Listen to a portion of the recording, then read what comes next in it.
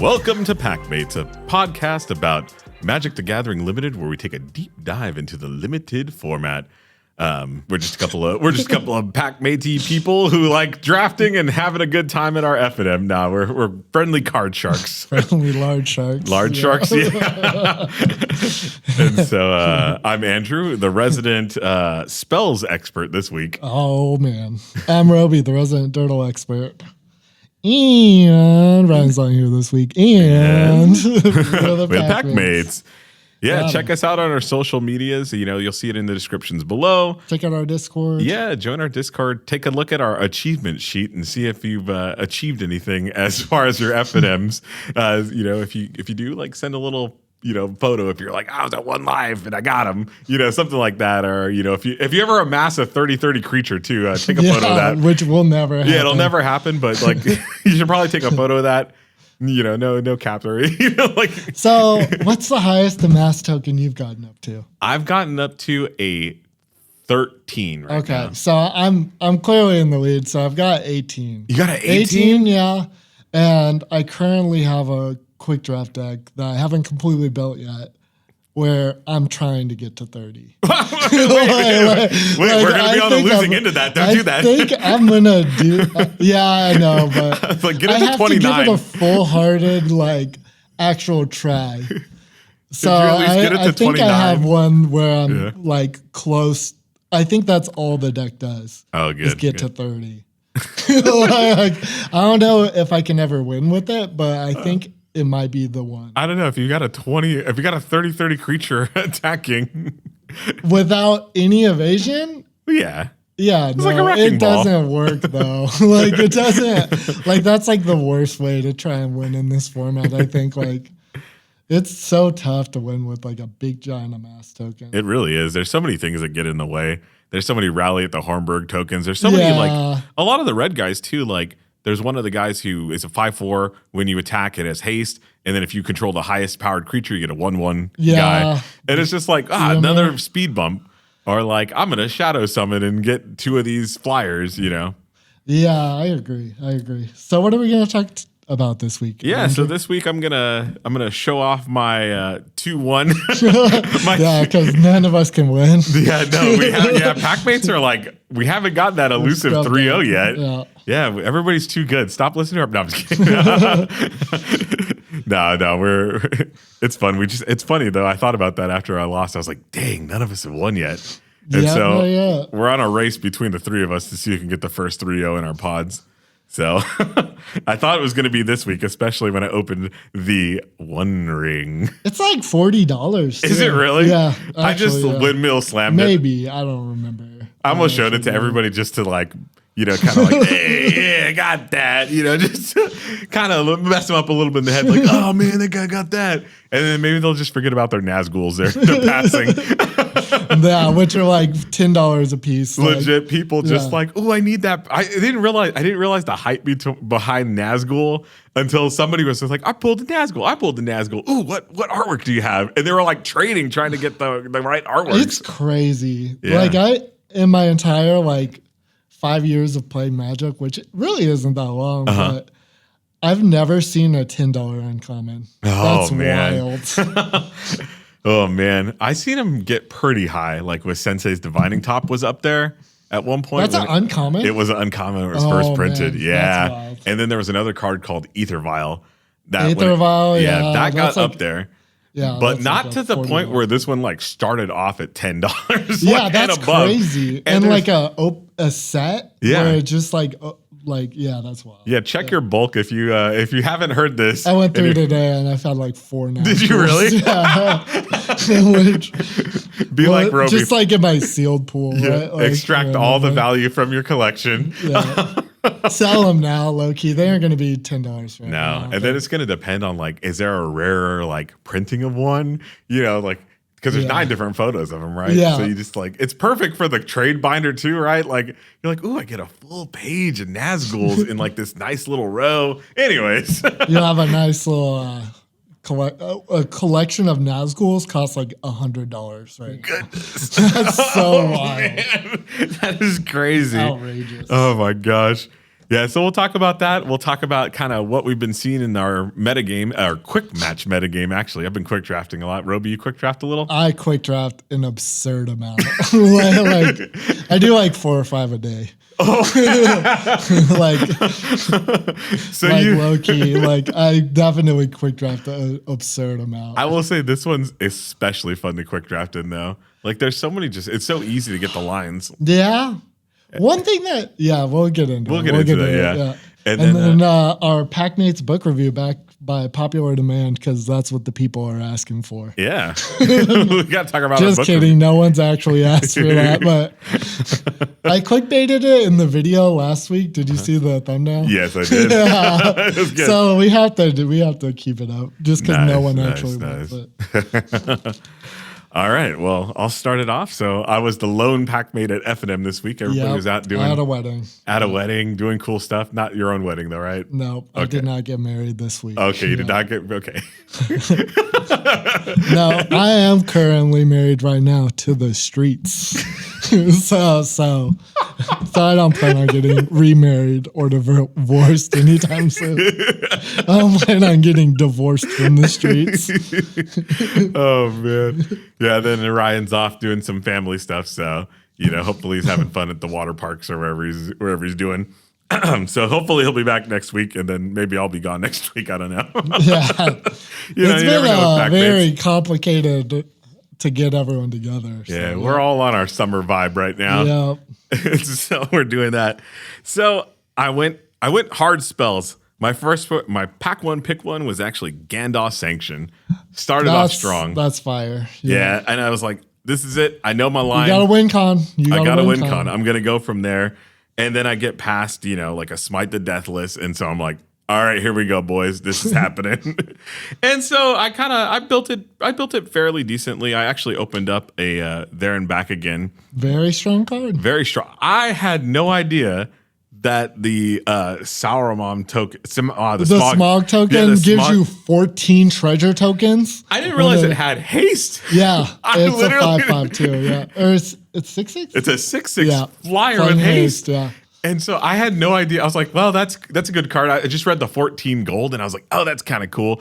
And so that's like kind of irrelevant though, right? Like it doesn't matter that you like at that point. It's just like you have infinite mana, but like. You don't have enough cards to really capitalize on that at that point, right? No. Even I tried my best at doing it. I think I had like 9 mana out and I was dipping into the treasures at one point because I think I drew like a bunch of cards. I started chaining like card draw spells together as I had the Arwen song, or Gift of Arwen, sorry. Gift of Arwen. And I also had, I didn't say this, but I also pulled the One Ring. LOL, pack 3. I was grandstanding. No, I didn't grandstand. I just kind of politely put it on top of my stack and just passed the pack. Didn't even look at the rest of the pack. I probably should have looked at it. Do you think it's really that good in draft? Yes. Is it? Yeah. Yeah. Like I've trophied with it, but if you could manage it and then you happen to have an improvised club in your deck, yeah, that's very strong. Yeah, you get that sucker up to 3, put the 4th counter on it, and then you club them. Yeah, clubbing them. Yeah, you take them to the club. That's very stupid. Yeah. I didn't think about that. It was so good. I drew so many cards off that, and it got me back into the game. Like every time I played it, there was a really sweet play with the One Ring I had against an opponent that had. It's a saga. That when it comes into play, it stuns 2 creatures.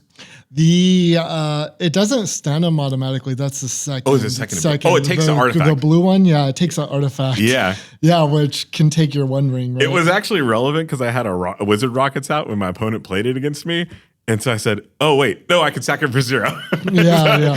I had to sack he made me sack a Wizard Rockets before I was ready to. That would terrify me in game 2 against seeing that, like, and you know that you have the One Ring, and that they can steal your One Ring. They had my precious. Got them. Yeah, I learned that from the book club. From the book club, yeah. We'll get into that. I'm so stoked for that. And so,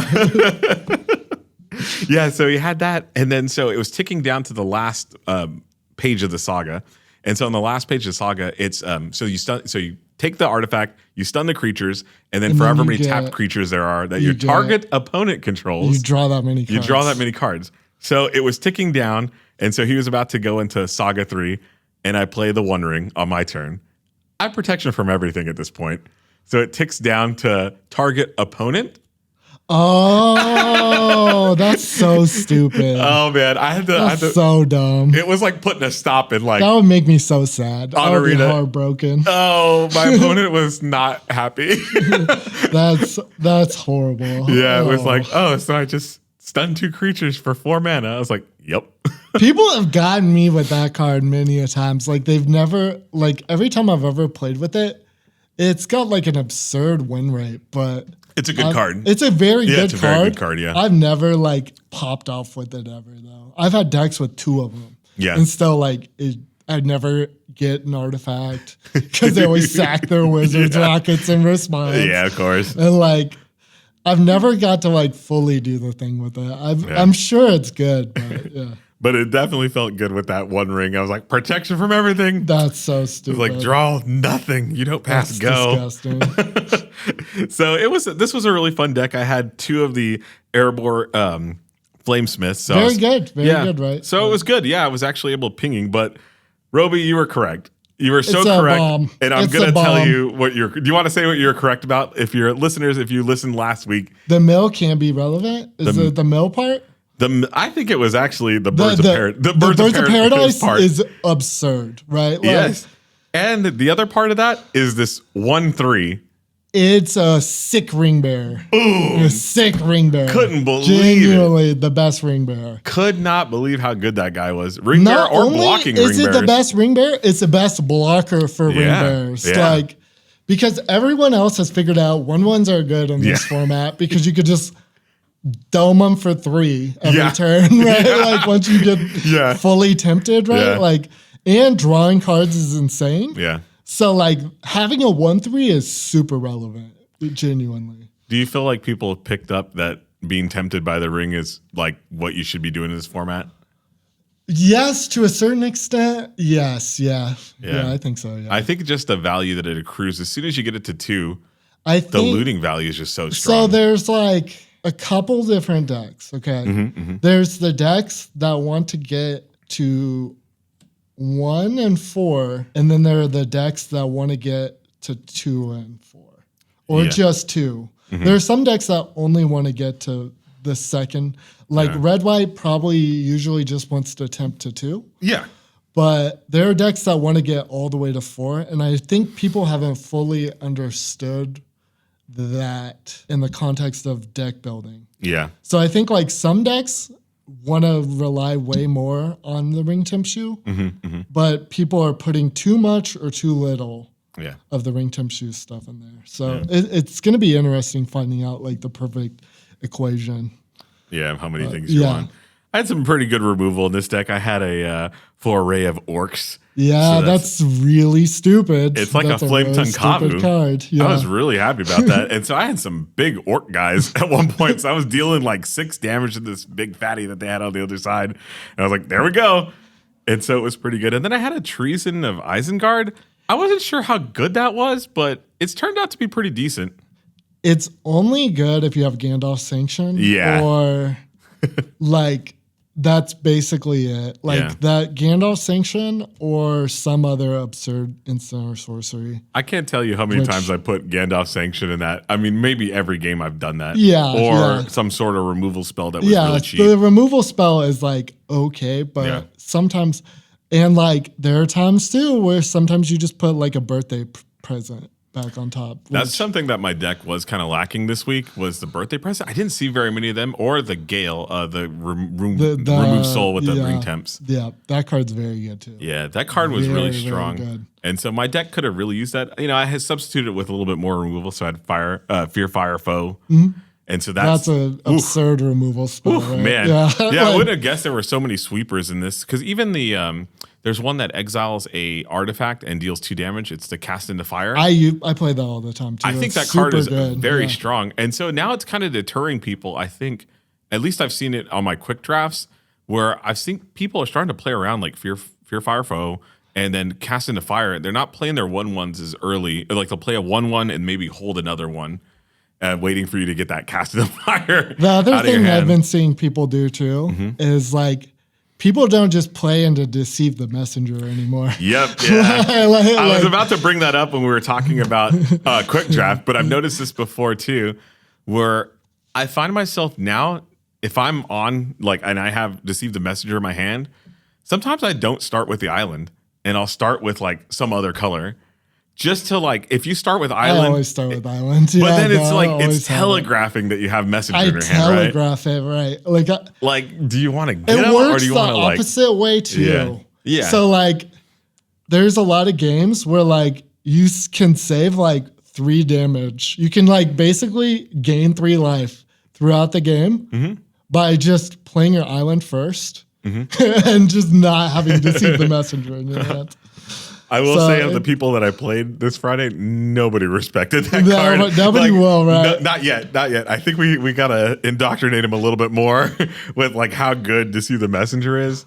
And I think Ryan kind of picked up on it really early on that card was good, and also you did too as well. Oh yeah, I think it was literally the next week. It's kind of funny. We're a week behind each other. Oh man, how good was that? And I'm no, there's no possible way. And here I am this week, Bill, the 1-3 saviors, yeah, the 1-3 Miller, yeah, surveyors, and I'm all right, there he is.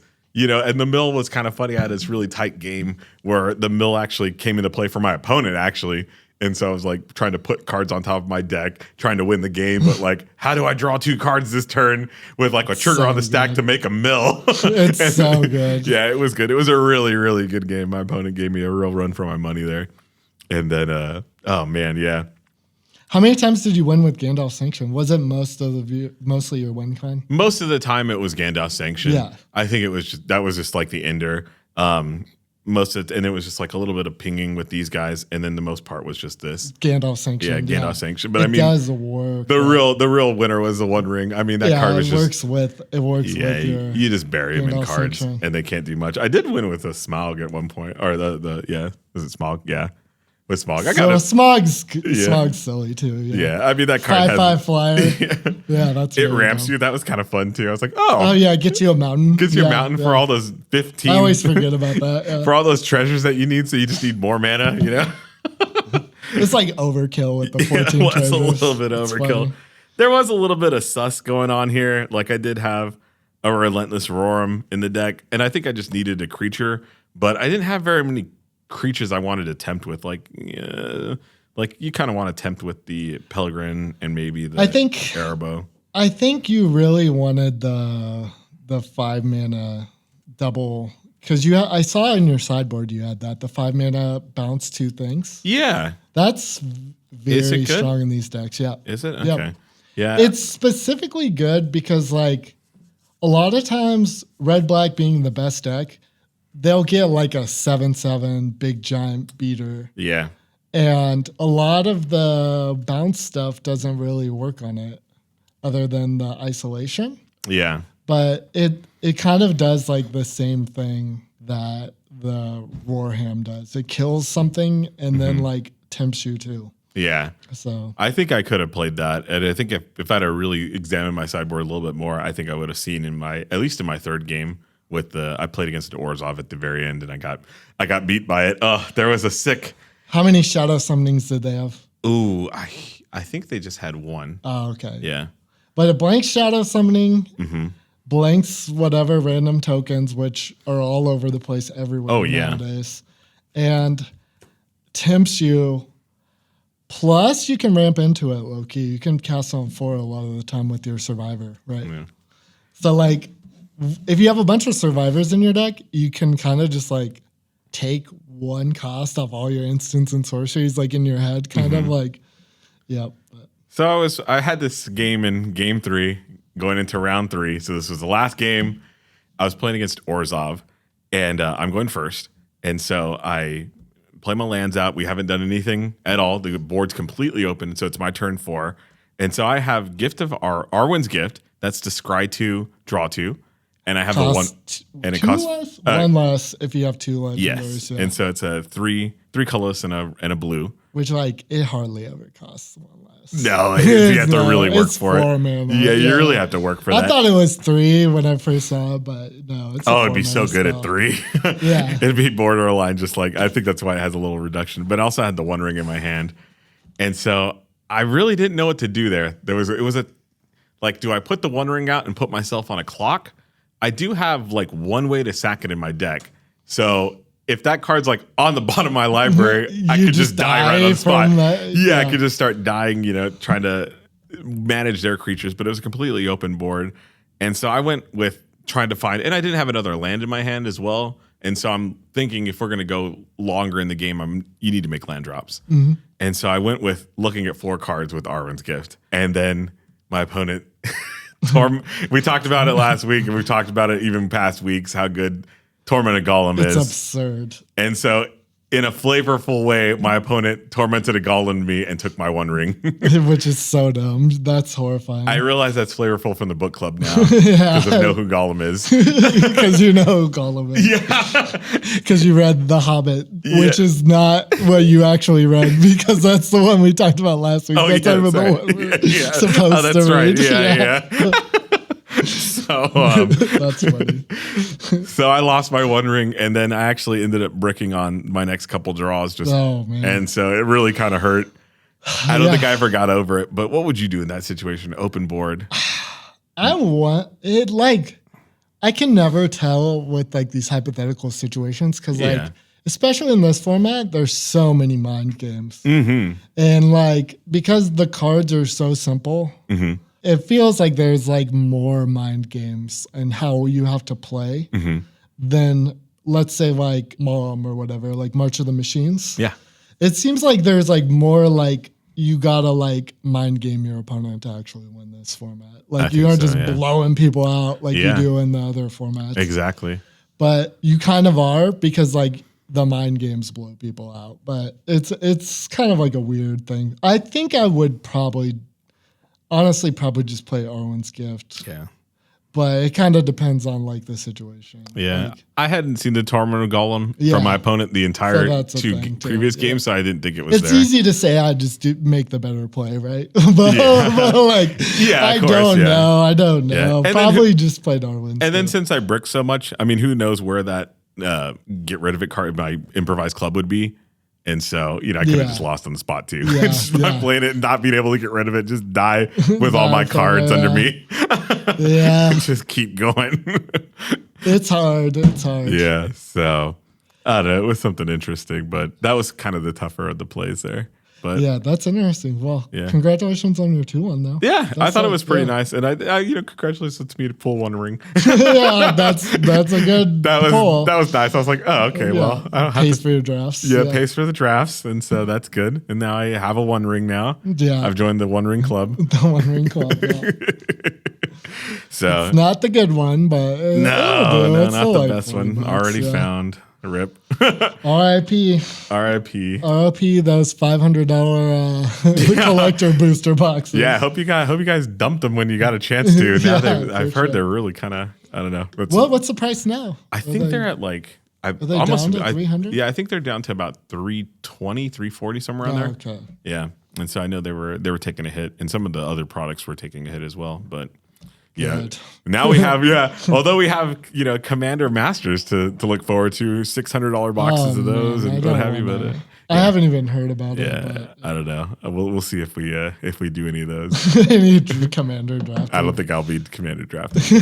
But Andrew, just for everyone listening, Andrew particularly hates Commander drafts. So Andrew is too competitive and makes everyone hate him. He's like the worst politicker I've ever seen. Like, it's like shockingly bad. Yeah, it's terrible. I'm very bad at politics. And me, I tend to be one of the best politicers. like I have like a 4-1 record in getting first place in Commander drafts. I think Andrew was in my one loss where they ever got. Oh, man. I had to work hard for those things. I really do. And I'm just like, who wants to team up with me? And there's like, Nobody. Nobody does. Andrew doing try hard things, and everyone's like, kill him. Yeah. Kill him immediately. I remember I showed a commander one time, and it was just like happened to be like a really, really strong commander. And everyone's just like, oh, our commanders are super weak. You got to kill that guy. He's got way too good of a commander. So, usually what happens in commander drafts is being the king of Dirtle that I am. Yes. Like, I never look like a threat. I'm so at weak. Any Don't point tempt me. until I am unbeatable. Oh, man. Like once I get, like I just do little itty bitty things that set up my board. And then there's a point where just the Rue Goldberg machine starts to work. And all of the things are like just happening all at once and I'm unbeatable. And usually like I'm able to like politic my way into like getting to the late game where I just have like the most absurd combos. But yeah, commander draft, I hate it though. Like, even though I have a pretty winning record, I don't like it. I mean, I might do it just for the content for the podcast. Yeah, I will too, yeah. But like, if that's the case and they're just wanting to keep doing that, I mean, I'm just going to bring out like a mystery booster draft. I'll be like, all right, we're doing this week. I don't care. I'll do something so tempting that people will be like, I'll tempt them with the ring. Yeah, that's funny. That's funny. Like, oh, we're going to do this. I've found a box of War of the Spark. Let's all play War of the Spark this week. I love War of the Spark. But there you go. You tempt them. So next on to our next subject. Yeah. How do you feel about quick draft in this format? Well, as I finally booted up, I'm kind of liking this set. I'll lead with that. I've really kind of enjoyed it quite a bit. I hate it. But Really? Yeah, it's not my favorite. I like I'm it just starting to miss March of the Machines. No, actually. no. Oh man, no. I'm kind of liking it. It's growing on me as the book club has developed, and I kind of get a bond with some of these characters now. Yeah. And so I actually booted up Arena for the first time in a while. Like it must have been months actually. Because I really did just miss all of Mom. I just like, all right, whatever. Oh, I love Mom. It's one of the deepest formats. It was a really good one. I had my win there. I took off, most of the set, got my wins. It was good. But I booted up Arena this week, and I said, oh, okay, I got some gems for some quick matches. And wow, quick match was just a lot of fun with this set. It's very kind of easy. is, yeah. Yeah. And so I was chain gunning down a couple of them, and then I started doing some premier drafts. And so I got my 7-0, 7-2, 7 whatever. And then I was getting pretty deep runs in the premier drafts, like 6s and 5s. I think 5s is break even. 5 is break even. Yeah. So I was doing pretty well there. And then, I started feeling myself a little bit. And I was like, well, I'm making all this other stuff work. Of course I can make blue-green elves work, right? No, it's unplayable. Yeah, that was actually unplayable. That was a 2-3 in Premier Draft, and I was like, oh man, I just wasted a bunch of gems. Yeah. And I had I had some rares, and I thought it was set up. 2-3 is the worst record you can get in Premier Draft. Because like you only get 200 gems back. Yeah. If you get to 3 wins, then you get 1,000 gems back. So like that difference between 2 and 3 wins is like 800 gems. I'm aware of this cap. I'm very aware of this cap. So then I was playing quick drafts again because I couldn't afford. Yeah. It's funny, yeah. Yeah, so it's been an interesting kind of metagame there too. I mean, people really have grinded out like quite a few things. So you're getting paired against pretty decent decks. And then if you do see like the Boros deck, you got to know that that's probably the best Boros deck that you can possibly build. Oh, yeah. And so they're going 1-drop, 2-drop, 3-drop, and then just like removal spells or whatever, I mean, my goodness, that deck curves out like nobody's business. Yeah, that deck's crazy. It's scary. Yeah, the rallies are... Rally is very good. Yeah. Rally is very good. Yeah. I've been seeing a lot of blue in quick draft. Yeah. So what I did for the quick drafts, we were talking about last week. So I really took what we said to heart and just like in that Grixis pie, if you could do any iteration of Grixis, you're going to be like pretty set. Pretty good. Yeah. And so I've trophied with. They're all different decks for sure. Mm-hmm. But yeah. Yeah. I trophied with the spells deck a couple of times. I trophied with this like crazy double Bilbo, double Gandalf deck.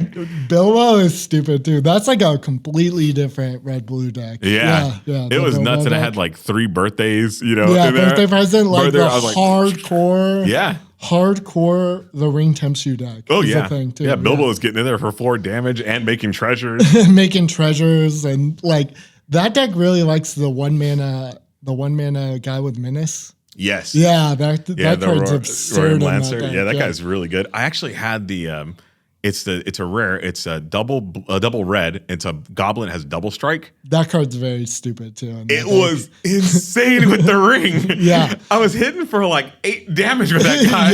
yeah, where he double pings them for 3. Yeah, it was nuts. It was so good. Yeah, that was one of the funner ones. And then I played a black blue, which was good. And I didn't get a chance to do a Rakdos because that was still, I felt like even that was kind of like, even with the bots, they were like. The bots kind of, yeah. The bots are kind of shutting that down a little bit. Yeah. It's there for sure. Yeah. Like I see people in our Discord posting up their trophy decks of Rakdos and things like that. So it's kind of cool. You guys are all fighting like, ooh, we see patterns here. And it's like, ooh, I see the signs. One thing that kind of breaks my heart about quick draft in this format is it makes green even more unplayable. like we said green is unplayable in Premier Draft, and like they're like starting to self-correct, and green's still pretty bad. Yeah. But like green is very unplayable in quick draft. Yeah, I feel like it is. Like, because like the bots seem to be like taking green cards randomly. Yeah. For no rhyme or reason. which yeah. What do you think the strongest color in quick draft you think is? Like, what do you think the bots are undervaluing the most? I see a lot of Gandalf sanctions going around, and so that always pulls me into the spell I've been deck. seeing a lot of red go fairly late. Like quite a few, like even like 5th pick Smite the Deathless. I was going to say that was the card I was thinking of. That's a very crazy thing to see. They don't really value it. I was very surprised by that. Or the shock too, the sorcery speed shock that one too. That goes pretty late too, and I was like, what is going on? Sometimes claim the precious that I've seen them like up to like 5th pick. Oh really? Wow. Yeah, but like the bots tend to like there tends to be like a bot in every archetype. So like if you're like, because of like the way that this format is, like if you force an archetype early on, you'll start to like table stuff, and it's really interesting, like playing the bots kind of thing. That's always been like my favorite part of drafting, and like on Arena is like just figuring out how to like force bots into archetypes. Like you can it's kind of like real life in a way. Like you're passing a bomb rare in a color that's a hard trap, like a green blue rare, you're always passing it ever, and then like you'll just find way more cards in the archetype that you're forcing. It's crazy. So you've been doing a lot of quick drafting, correct? Yeah, I do. Safe to say. I've done a lot. Yeah. Do you just not? I guess sometimes you don't have 17 lands on your phone or something like that, so you probably get a lot of 7-0s that we're not seeing. yeah. I've been trophying a fair amount. Good. Been getting a lot more deep rounds this week than trophies. I've done a lot of. I've only trophied with Grixis pairs, but I've been working on the blue-white. I think that's the thing. I've been having a lot of 6 wins with blue-white. Oh wow! But yeah, that's my project, is to try and get 6 wins with Azorius. Nice. I think it's doable. I really think it's one of those in real life, and in real life too. I think it's going to be doable to do that as time kind of goes on and people value red and black cards more and more. That it starts looking more appealing. I've been seeing quite a bit of green red. Yes. I've been seeing a little bit more of that. That might be the green's only way to ever win, ever. It's just like playing backup in a good red deck, right? Like, but yeah, I don't know. I still have yet to see one in the wild that's beaten me. Yeah, I have a green deck beat me in the wild, you know. I think the only thing I've seen a green black deck beat me. That has decent win rate too. Yeah, it's been doing all right. It has some very strong cards in it. And, you know, especially, I mean, it's really basically mono black, right? It's like mono black. Like you have Old Man Willow, and that's it. Yeah, it's like that. And then you have the 4-cost sorcery where you destroy 2 creatures and you get something back from your graveyard. That card's. I don't even know if it's good though. But man, I saw Luis Scott Vargas. I was watching in one of his drafts this week. And he had that spell that destroys 2 creatures, and you get something. Wrath of the Witch King or something like that. And so he gets back. He was playing Bath. The Witch King. He was playing Bath Song. Bath Song's stupid. And so he looped them both, Robi. He was able to loop them. It's a permanent?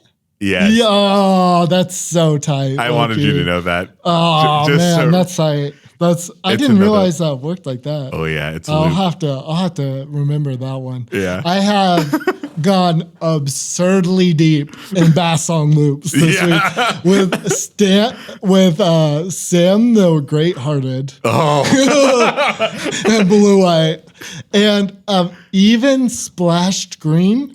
For the Shires, whatever, the one that gets a permanent bag from your graveyard. Oh, yes. As like the only green card in my deck in Bath Song loop decks. Like I've gone absurdly overboard with Bath Song loops. Like I've been digging real deep to find every interaction with the Bath Song. It's a good card. Honestly, I've played it quite a bit when I see it now, and I do kind of take it, and I think it's very, very good. I've been playing it as like my one win con in a lot of decks that do absolutely nothing. like I've been getting 6 wins with those decks, but I'm still like working my way into getting 7 wins with those decks. But yeah, nice. Oh my god! Hopefully by the end of the format, I'll have the jankiest bass song piles you've ever seen in your entire life. With like Gandalf Sanction and bass song and like green-white decks. Yeah. Like, yeah. I don't think, there's still a place for green in this metagame, especially as people especially in Premier Draft too, I guess, if you can really find that lane where you're just getting all the good rares, all the good green stuff. Yeah, I think we'll see it. We'll see it. It'll come back. It's going to take a little bit of time. Yeah, it is weaker than the others, but I mean, if you you get enough good parts there, together. Yeah, it'll be there. Yeah, I don't want to discourage people from just not like, going into it. The thing is the green synergy is all a trap, right? Yeah, and that's what we've learned so far. Mm-hmm. Is like as far as like all the green things like food tokens and scrying. That's all a trap. Like that's not a real meaningful win con. Mm-hmm, mm-hmm. But like you can play green cards like they're a Rakdos deck, right? We've determined that the Rakdos and even like the Grixis color pairs are what you want to be doing. Mm-hmm. But you can do that with green to a certain extent. And eventually we'll find out how to like optimize that for sure. Yeah. But oh man, yeah, well, it'll be interesting to see. We're gonna see a horrifying green spells deck at some point. like at some point, we will see it. I hope that you get the 3-0 with that at our local FNM. I will for sure. Yeah. Finally, get our slump busted here. Yeah, for it's sure. 3 of us trying to go for one day. Oh man, it's tough. It's been tough. Everybody's play has been so good right now. And the set's just been kind of interesting in that way too. It's been very interesting. Yeah. Oh man. But yep. So what do we have next? Book club. Our book club. Save the best for last. Am I right or am I right? So last week we made a joke about how we would review the Fellowship of the Ring. Yes. Because I read The Hobbit, so I was like, yeah. I might as well read the Fellowship of the Ring. It increased my win rate. I had a 33% increase in win rate from the previous week, right? So surely my win rate, if I were at FNM this week, would have been 100%. So luckily you lucked out this week. Thank you. So so I read the Fellowship of the Ring. Yes. Yeah, it's really funny like seeing all because like I'm probably like one of the only people ever to get to like read the Lord of the Rings and have the cards, like the magic cards are like the lore to me. Yeah. So like it's so weird, probably like I have like a unique perspective of like whenever I hear the names in this audiobook that I'm listening, I'm like, oh, that's a magic card. like nobody probably 100% of people are like going into that, like being like, oh, that's a magic card that I know the character from Lord of the Rings. Yeah, yeah. But like, it's so funny. Yeah, but yeah. Lord of the Rings, The Fellowship of the Rings was not as good as The Hobbit. Oh, it was man. not as good. I like The Hobbit so much more. Low key, like. It felt a little bit more wholesome. Did you actually read it? Of course you didn't. Of course. Like, that's why this is funny too. Truth be It's told, like, before the podcast, I said, man, I really like that Orlando Bloom character. And I was like, Orlando Bloom's great. he's When's he not gonna get even in the Fellowship of the Ring He's at not. all. Oh, gosh. I don't think so. He might. It's I'm Legolas, pretty right? sure he's not He's at Legolas, all right? in the Legolas? Fellowship of the Ring. Oh, man, I got to look that up, man. Don't No, I'm quote me. not going Don't to quote Google me. this, but Like, the audiobook is like 12 hours long. I bet. like obviously, like, there are chunks where like I probably just checked out because it's so boring. like definitely a lot. Like, and I get it, right? Like, the Fellowship of the Ring is like an epic, like the first part in like an epic 3-book series. Mm-hmm. I will say the movie is way better. Like, if you're into it, like, you should just watch the movie. The movie cut out the most horrible, most boring, terrible characters, right? Like Tom Bombadil. Oh, Do you know about Tom Bombadil? I only know Tom Bombadil from the Magic card. Yeah, what does the Tom Bombadil magic card do? Oh, goodness. It's like it's a 5 cost, It's right? a 5 cost. I will say this does carry into draft because they're both irrelevant. It's irrelevant in draft, and it's irrelevant to the story, and it's stupid. And the movie is so much better because it doesn't have stupid Tom Bombadil, like, which is like the most nothing character ever. Like, he's like unkillable. Like, it's so dumb. It's so dumb. Oh, my gosh. He's basically like this random character that's like all knowing. He like basically is like a metaphor for nature. And like the One Ring, he's so powerful that the One Ring does like nothing to him. Oh, like, wow. he doesn't turn invisible. Oh, wow. You know how like the ring turns you invisible? Yeah. Do you actually I know do know that? that. Yeah, I do know Okay. that. Yeah, I know you haven't seen any of the movies. I remember the trick where they put the ring on. okay, it was like, okay. boom, he popped away. He pulled the ring Yeah, off. He's back. that's the book. That's the book that we're on. There's a whole right? chapter Like, of that where he's just putting on the ring. No, And then he that's took off the that's ring. like where. So the Fellowship of the Ring is like where Bilbo Yeah.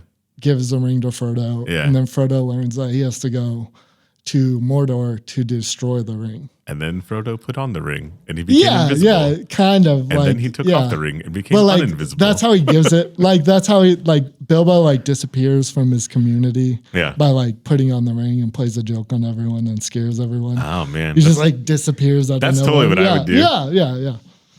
Yeah, Bilbo's okay. Bilbo kind of better than Frodo. Wow. Low key, like, Bilbo is a better character. I've heard that. Yeah, I've heard like, that before.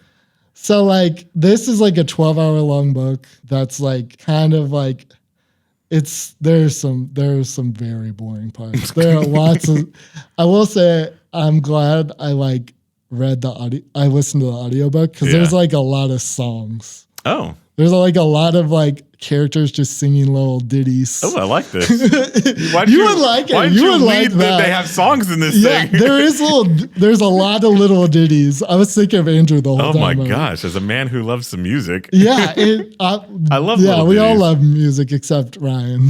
Yeah, Obviously. music, notorious music hater. Yeah, for sure. And for sure, like, but there's a lot of cute little ditties, and that's one of the draws to listening to the audiobook is like the audiobook that I listen to, the guy sang the little ditties, which is kind of like, I just be like doing something kind of edging out and kind of not really paying that much attention. And then a little ditty will come on and kind of catch my attention again. I will say the Tom Bombadil ditties were ridiculously not as fun as the rest of them. I hate Tom Bombadil. He's a terrible character. So, and then he also had his wife too, which is Goldberry, which is also a magic card. Do you know Yes. which one that is? Uh-uh. It's the 2-mana rare that's one in a blue that like moves counters around. Oh, yes. Yes. That's Tom Bombadil's wife. Interesting. She like an elf queen or something. Oh my gosh. Yeah. Look at Tom Bombadil getting an elf queen. Well, another funny little lore thing was Bill Ferry, who's like kind of just a scumbag who like helps the ring wraiths find Frodo. Any relation to Bill the Pony? I don't know. I keep trying to like. I don't think Bill the Pony's come up yet. Oh, okay. Because like I've been listening for Bill the Pony. Anytime they talk about ponies, I'm like, all right, is this where we learn about Bill the Pony? And no, we haven't learned about Bill the Pony yet. Dang. Maybe that's Bill the Pony. They haven't called him Bill the Pony yet. Oh, maybe it becomes like, yeah. Bill Ferry basically, he like sells them out to the ring wraiths. Supposedly, you don't fully know that, but like it's implied that he sold them out to the ring wraiths. And then he sold them a pony to get out of town. But he had a terrible pony, which was like super sad and underfed. And he charged him 3 times as much, which is funny because the magic card gives you 3 treasure tokens. That's like the lore on there. And I was like, oh, that's kind of cute. Oh, that's pretty good. That's kind of cute for sure. And then like there's a bunch of like hobbits. It's kind of sad because I haven't played with like a lot of the green cards because they're all terrible. Right? Like I'm not vested in those cards. Like Butterbur or whatever, like the green white guy that makes a food token at the end. Never seen this guy. Never seen this guy. Never played with him. Yeah, he's like the innkeeper. Yeah, like there seem to be some. There's a lot of like the Fellowship of the Ring has like probably the most green white probably stuff. I mean, they seem to just be eating like food and just like enjoying the inn. Yeah, like that's like basically the whole book. They don't get very far in this one. It's mostly just hobbits eating breakfast and singing songs. They even have a second breakfast, right? Second breakfast, yeah. That's from The Hobbit too. Okay. They have that in The Hobbit, yeah. But yeah, this one, all right. The movie's way better. Just watch the movie. So how far are you into it? Are we going to have to book club again next week? We're going to book club the entire series. Okay. We still got 2 more left. Oh, man. I hope when Ryan comes back, he's just like a closet, just like Lord of the Rings lover. He's like, finally, you guys. I was going to tell him to Sparks note it and just pretend he read it and give the worst takes he could possibly give. Yeah. You know, that Elijah Wood guy. I'm sure. He's going. You know what's funny too is like I didn't realize that the hobbits are like 50. Really? Like Elijah Wood is like 50. What? Which the movie's way better because he shouldn't be 50. He should be a little hobbit guy. He should just be a young man, Elijah Wood. Yeah. It's way better. Yeah. The movie is way better. Oh, that changes it. He's like 50 something. But it's kind of interesting too because like the movie condensing all this story into like the movie is ridiculously long. It's like 3 hours long. Oh yeah. But like it's condensing all this stuff down in a very meaningful way. And it's way better, genuinely. And it's interesting because The Hobbit did the exact opposite of that. Like the Hobbit movies are dog water. They're terrible. Everyone hates them. But everybody loves the story. Yeah. And the story for the Fellowship of the Ring is mid. Like is I get it, right? Like everyone says it's like the worst one in the good series, right? But yeah. So yeah, I think that's all I have for the book club this week. Right. But yeah, it's cute. You should not read this one. Read The Hobbit. It's way better. The Hobbit is just a cute little story. I will say just one last thing. Like, it's not completely impenetrable, like the old-timey kind of language. It was written in like the 40s. It's not that impenetrable compared to something like Dune, which is like unreadable. Yeah. Like, but they used a certain homophobic slur in the way that everyone always memes about like a bundle of sticks. Mm-hmm. And it took me a second to realize, they actually mean a bundle of sticks. Like, you know what I'm talking about? Yeah. I was like, That's actually somebody actually using it in that context. There's like a lot of like very dodgy racist stuff too. There was a lot less of that in The Hobbit too. But yeah, it was interesting. Oh my gosh. All right. Just watch a movie. Yeah. Good. Well, I think that's all we got for this week. we'll What do be you back think, next Andrew? week with some lore and hopefully a 3-0 victory. Yep. I will be unbeatable. I will have a 133% win rate. That's true. If I keep up reading these books, This is right? gonna be so good. I'm excited for the second one because that's the best movie for sure. That's the best movie for sure. It got the most action, cool war. Like everyone's always fighting in that one. And hopefully I get to learn more about the red black stuff because that's where they start fighting. Nice. Yeah. Nice. So nice. hopefully that'll be fun. Yeah. All righty. But yep. All right. Catch you guys next week. Catch you later. Bye. Bye.